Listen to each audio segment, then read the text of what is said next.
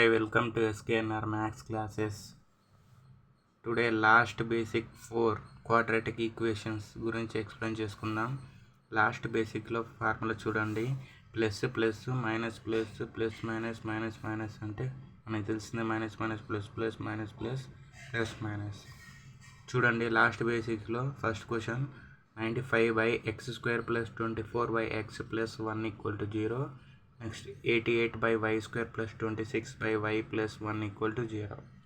మనం ఇక్కడ x² అనేది క్యాన్సల్ అయ్యి మామూలుగా ఈక్వేషన్ టైప్లో రావాలంటే దాన్ని ఇంటూ చేస్తే x² క్యాన్సల్, అప్పుడు 95 వస్తుంది.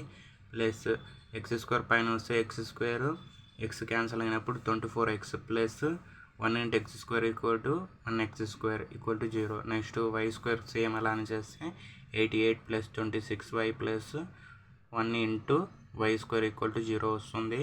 ఇక్కడ చూడండి ప్లస్ ప్లస్ ప్లస్ ప్లస్ ఉంది కాబట్టి ఇక్కడ మనకు ప్లస్ ప్లస్ అంటే ఏంటి మైనస్ మైనస్ అని వస్తుంది.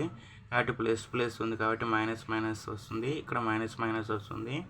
95 అంటే 19 5 = 95, ఇక్కడ 88 అంటే 22 4 = 88 వస్తుంది. ప్లస్ ప్లస్ ఉంది కాబట్టి minus minus plus plus = minus minus.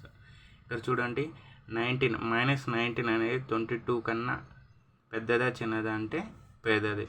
Next -19 -4 కన్నా పెద్దదా చిన్నదా అంటే చిన్నది. నెక్స్ట్ -5 -22 కన్నా పెద్దది చిన్నది అంటే పెద్దది.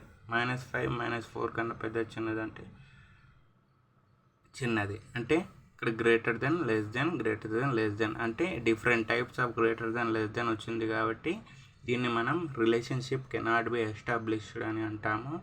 ఒకవేళ ఇక్కడ greater then greater then greater then greater then వస్తే x గ్రేటర్ దెన్ y వస్తుంది.